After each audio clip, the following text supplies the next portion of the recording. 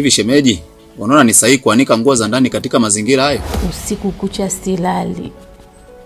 Yaani nawashwa na manyonyo. Yaani ananiwasha. Halafu jukumu la kumandalia chai mume wangu ni la kwangu. Wewe halikuhusu. Tangu nimekoa, hata kabla sijakoa, tangu nimeanza kufahamu sijaikuwa nimevaa kivazi cha namna hii.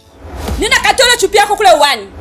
Majaribu yameniandama.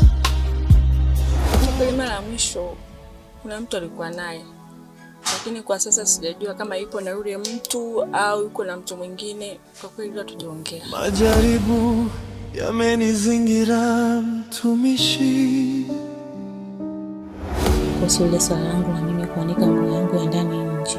Kama utaki kurudi kazini, hakuna nitakachokuelewa. Sasa nitamkomesha. Nakwambia siwezi kumwacha hivi hivi. Anakuzalilisha mimi. Ataona upande wangu wa pili.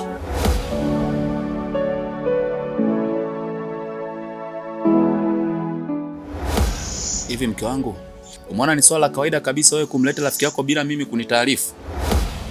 Hakika unajua kupangilia mavazi yako. Ukilinganisha na mwili wako mzuri, umependeza sana Dr. Heri. Karibu chai. Asante. Huyo naona tayari ameingia kwenye mitego yangu. Sasa ngoja niongeze mitego. Majaribu yameniandama. Huduma inaharibiwa.